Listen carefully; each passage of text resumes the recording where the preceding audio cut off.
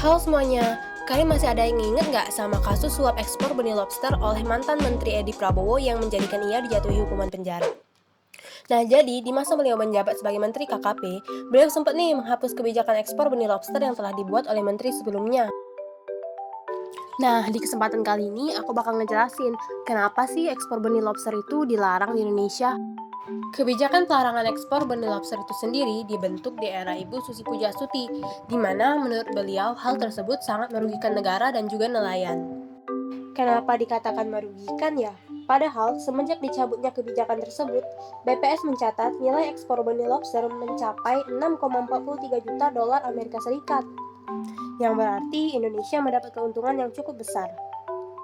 Nah, akan tetapi keuntungan ini hanya dapat dirasakan oleh negara dan juga para eksportir besar, tidak dengan nelayan dan juga pembudidaya kecil. Hal ini dikarenakan sebagian besar eksportir tak mau bekerja sama dengan pembudidaya mandiri untuk membesarkan benih lobster tersebut. Selain itu, keuntungan yang didapat dari hasil ekspor juga dianggap hanya sementara. Coba kalian bayangin deh, kalau bukannya menjual benih lobster, akan tetapi mengekspor lobster yang telah dibudidaya. Bukannya keuntungan Indonesia akan lebih besar? Sebabnya, ekspor benih lobster hanya memiliki satu pasar tujuan, yaitu Vietnam. Sementara, pasar ekspor lobster untuk konsumsi berada di banyak negara. Indonesia sendiri merupakan produsen lobster terbesar kedua di dunia.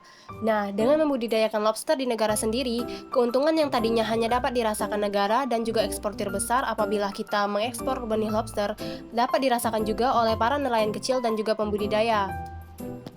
Maka dari itulah, Ibu Susi Pujastuti membentuk Peraturan Menteri Kelautan dan Perikanan Republik Indonesia Nomor 56 Tahun 2016 tentang larangan penangkapan dan atau pengeluaran lobster, kepiting, dan juga rajungan dari wilayah negara Republik Indonesia.